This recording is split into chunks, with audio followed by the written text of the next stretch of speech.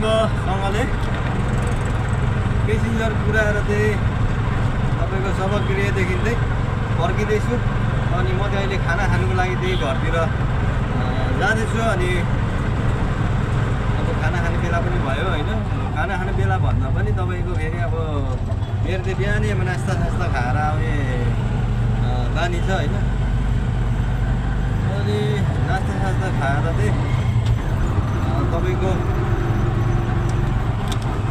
म चाहिँ निस्किन्छु है समथिङ तपाईँको 9 बजीतिर।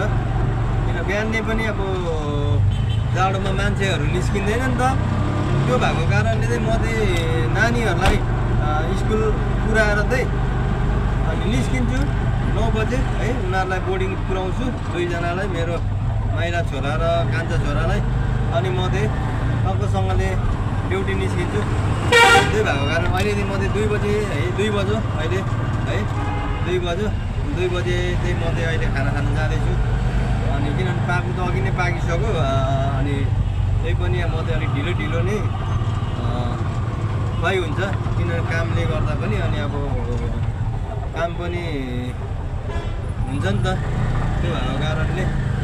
अनि फेरि अब कमाइ पनि अब अलिकति त्यतिखेर अब 2 बजीसम्म नै भोक क्याम्प पनि के गर्नु खोजेको यसले फेरि के गरेको माकुरी यहाँको हेर त। यो यस्तो खालको तन्त्र हुन्छ क्या यहाँ चाहिँ। अनि यो बस ट्रक चाहिँ सर्नु जरुरी नै छ क्या। यो नन स्टपले गर्दा चाहिँ यस्तो भएको हुन्छ क्या।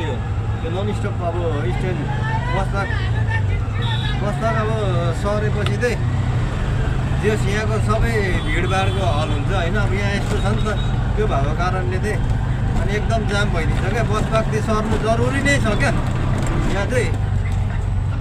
बस ट्रक सर्नु जरुरी नै छ होइन। अनि तपाईँको यहाँदेखि बस ट्रक सरेपछि मात्रै अलिकति यहाँको भिडभाड होइन, यहाँको माहौलहरू अलिकति खुल्ला हुन्छ जस्तो लाग्छ मलाई चाहिँ होइन। अनि सकभर छिटोभन्दा छिटो होइन बस ट्रक सरोस् भन्ने चाहन्छु। र छिटोभन्दा छिटो सार्नु होला मेयर साहब, उपमेयर साहब है र स्थानीय वडा अध्यक्षज्यूहरू पहल र यहाँको प्रशासन निकायहरू है मिलेर